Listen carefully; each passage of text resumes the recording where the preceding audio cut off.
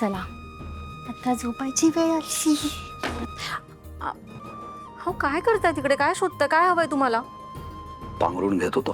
बरं ते सगळं जाऊ दे. मला तुम्हाला माहिती आहे ती आईंनी दुपटी शिवली होती ना, ती कपाटातच आहे. जरा देता का? हा बाबांना काहीच येत नाही, एकही काम करता येत नाही तुझ्या बाबांना. आज आपण मऊ मऊ गादीवर झोपायचं की नाही? आज आमची छकुली मऊ मऊ गादीवर झोपणार. मिळालं का? हा घालता का प्लीज? मी जरा हिला उचलते, तुम्ही घाला.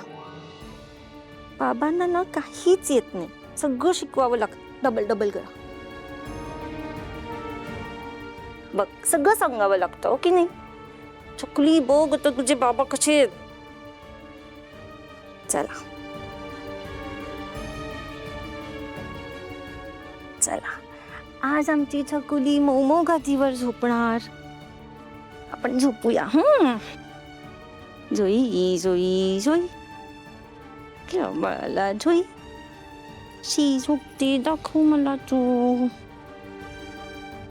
ही जोई काय करताय? ठेवा इकडे. ऐकता का? आपली छकुली थोडी मोठी होईपर्यंत तुम्ही खालीच झोपाल का प्लीज? अमृता काय वेडेपणा. झोपावंच लागेल. छकुलीसाठी तरी तुम्हाला हे करावंच लागणार आहे प्लीज. बघितलं, तुझ्यासाठी तयार झाले. मी सांगितलं तर ऐकलं नाही त्यांनी. किती प्रेम आहे बघ तुझ्या बाबांचं तुझ्यावर. चला मग आता गुड गर्ल सारखं झोपायचं. हा जोई जोई जोई जोई जोई जोई झोपली जोई जोई. झोपली ना आत्ता, कुठेतरी डोळा लागलाय तिचा. किती आवाज करताय? मी तुम्हाला सांगून ठेवते, उठली ना तर तुम्हाला सांभाळावं लागेल ना रात्रभर. मग तुम्हाला कळेल त्रास. झोपत नाही रात्रभर. गपचूप झोपा आता तुम्ही. आवाज करू नका अजिबात.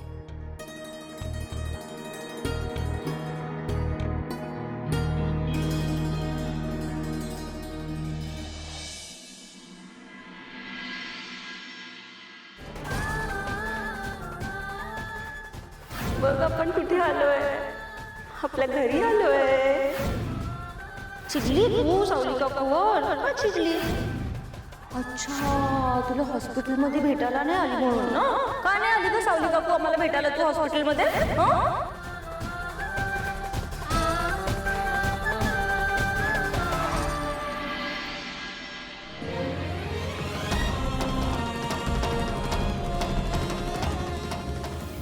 कधी उठलीस? झोपलेच नव्हते मी. डोळे मिटले की ते दृश्य समोर येत आहे. वहिनी त्या भाऊलीला छातीशी कवटाळून बसल्यात. सावली, नको विचार करू एवढा. आपल्याला माहिती होतं का की असं काहीतरी घडणार आहे? हे सगळं आपल्या कल्पनेच्या पलीकडचं आहे. मान्य आहे मला, पण मला वहिनींची अवस्था बघवत नाहीये. का जिवंत माणसाला असं भ्रमात जगताना बघणं किती भयानक आहे. हे बघा, मला असं वाटतं की आपण वहिनींना सगळं खरं सांगून टाकूयात. आज न उद्या त्यांना कळणारच आहे ना, मग आपण सांगून टाकूयात ना.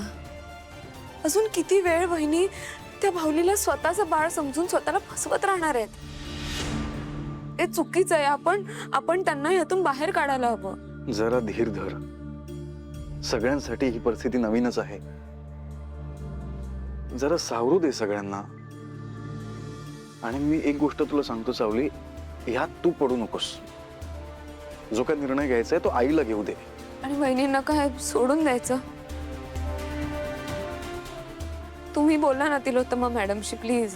कसं बोलू सावली? चिडली आई. कसं बोलू मी तिच्याशी? पण तुम्ही सावली, जरा जरा तू आधी शांत हो. सगळ्या गोष्टींना घाई करून नाही चालत. होईल सगळं नीट.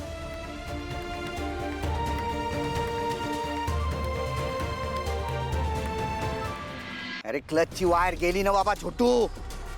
हे बघ ना, विशाल कॉम्प्लेक्स इकडे. तू येणार आहे काय कोथरूड रोडला? आता गॅरेज सोडून देऊ नको, कळलं काय? अजिबात सोडायचं नाही. ठेव. अरे मी बघतो बाबा, स्पार्क प्लग बघतो. हा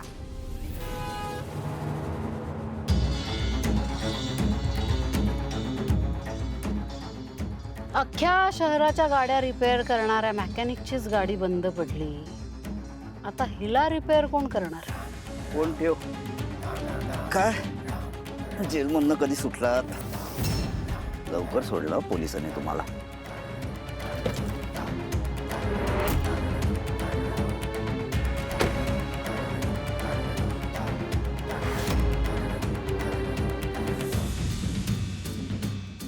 भैरवी वजेला थांबवून ठेवेल, डांबून ठेवेल अशी कुठली जेल बनलीच नाहीये राजकुमार. मान्य आहे कायद्याचे हात खूप लांब असतात, पण त्याही पेक्षा लांब पैशाचे हात असतात. त्याची पोच खूप वरपर्यंत असते रे.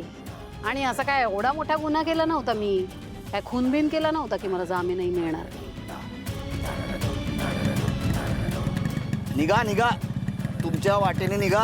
हे बघ राजकुमार, तुझ्या मला ऐकू येते, छान ऐकू येतं मला.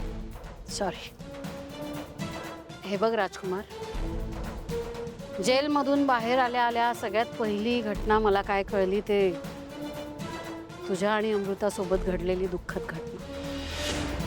पोटचं मूल गमवायचं काय दुःख असतं ना ते मी समजू शकते. माझ्या एकुलत्या एक मुलीला गमवलंय मी, तेव्हा तुमचं दुःख कळतंय मला. भैरवी, तारा जिवंत आहे, मेंदळ्यांच्या कुटुंबात सुखरूप आहे.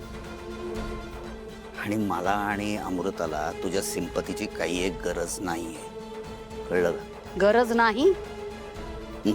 उलट अशा वेळेलाच तर आपल्या माणसांची गरज असते राजकुमार.